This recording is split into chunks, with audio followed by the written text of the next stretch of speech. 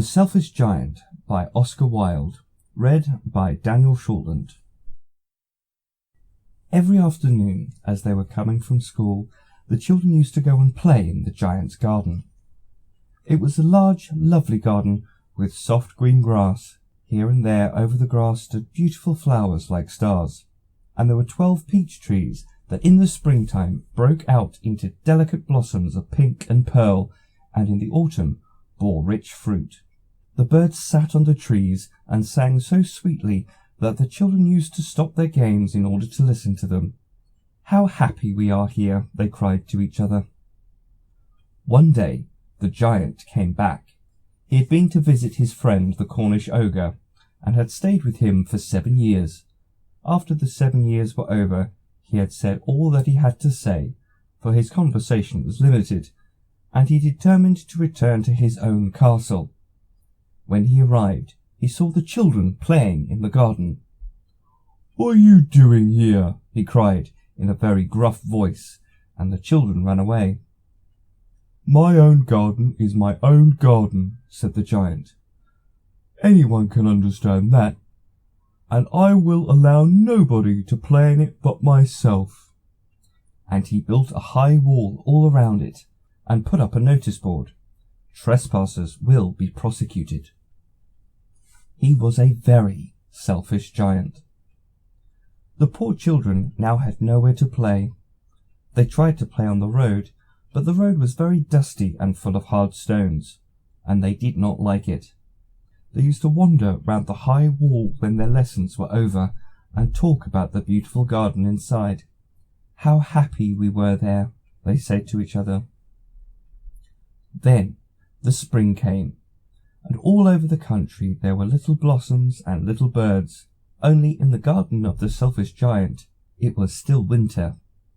The birds did not care to sing in it, as there were no children, and the trees forgot to blossom. Once a beautiful flower put its head out of the grass, but when it saw the notice board, it was so sorry for the children that it slipped back into the ground again and went off to sleep.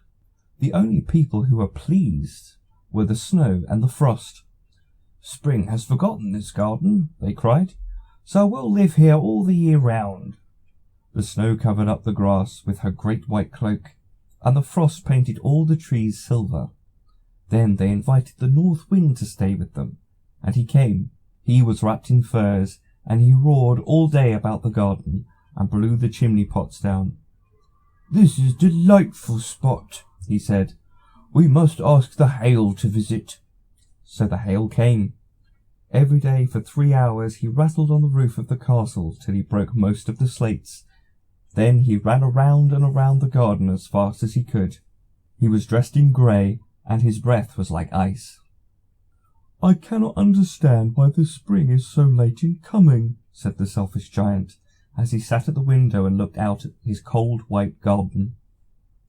"I hope there will be a change in the weather." But the spring never came, nor the summer. And autumn gave golden fruit to every garden, but to the giant's garden she gave none. "He is too selfish," she said.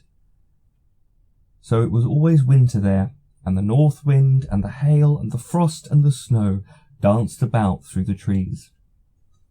One morning the giant was lying awake in bed when he heard some lovely music. It sounded so sweet to his ears that he thought it must be the king's musicians passing by. It was really only a little linnet singing outside his window. But it was so long since he had heard a bird sing in his garden that it seemed to him to be the most beautiful music in the world.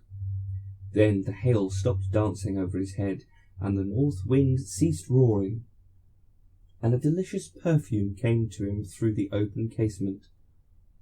"I believe the spring has come at last," said the giant, and he jumped out of bed and looked out. What did he see? He saw a most wonderful sight. Through a little hole in the wall the children had crept in, and they were sitting in the branches of the trees. In every tree that he could see there was a little child, and the trees were so glad to have children back again that they had covered themselves with blossoms, and were waving their arms gently above the children's heads. The birds were flying about, twittering with delight, and the flowers were looking up through the green grass and laughing. It was a lovely scene. Only in one corner it was still winter.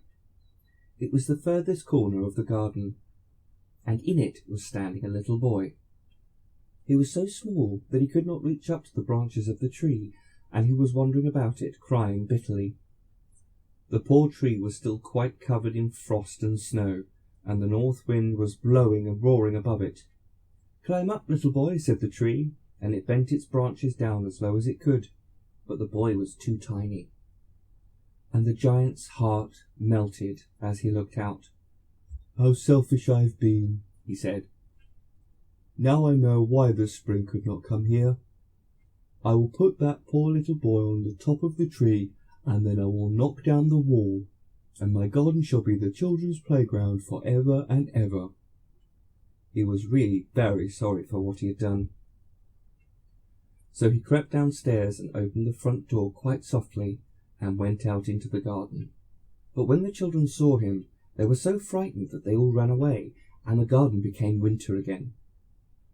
Only the little boy did not run, for his eyes were so full of tears that he did not see the giant coming, and the giant stood up behind him and took him gently in his hand and put him up into the tree. And the tree broke at once into blossom, and the birds came and sang on it. And the little boy stretched out his 2 arms and flung them round the giant's neck and kissed him. And the other children, when they saw that the giant was not wicked any longer, came running back, and with them came the spring.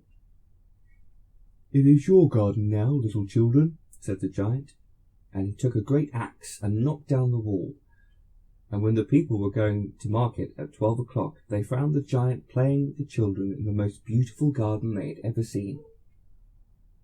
All day long they played, and in the evening they came to the giant and bid him good-bye. "But where is your little companion?" he said, "the boy I put in the tree." The giant loved him the best because he had kissed him. "We don't know," answered the children. "He's gone away." "You must tell him to be sure and come here tomorrow," said the giant. But the children said that they did not know where he lived, and had never seen him before, and the giant felt very sad. Every afternoon, when school was over, the children came and played with the giant, but the little boy whom the giant loved was never seen again. The giant was very kind to all the children, yet he longed for his first little friend and often spoke of him. "How I would like to see him," he used to say. Years went over, and the giant grew very old and feeble. He could not play about any more, so he sat in a huge armchair and watched the children at their games, and admired his garden. "I have many beautiful flowers," he said, "but the children are the most beautiful flowers of all."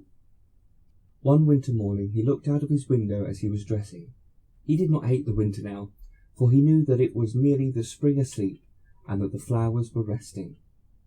Suddenly he rubbed his eyes in wonder, and looked and looked. It certainly was a marvellous sight. In the furthest corner of the garden was a tree quite covered with lovely white blossom. Its branches were all golden, and silver fruit hung down from them, and underneath it stood the little boy he had loved. Downstairs ran the giant in great joy, and out into the garden. He hastened across the grass and came near to the child. And when he came quite close, his face grew red with anger, and he said, "Who hath dared to wound thee?"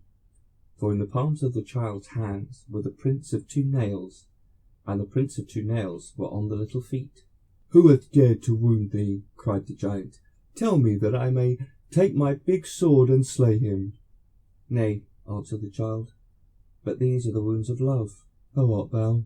said the giant, and a strange awe fell on him, and he knelt before the little child. And the child smiled on the giant and said to him, "You let me play once in your garden. Today you shall come with me to my garden, which is paradise." And when the children ran in that afternoon, they found the giant lying dead under the tree, all covered with white blossoms.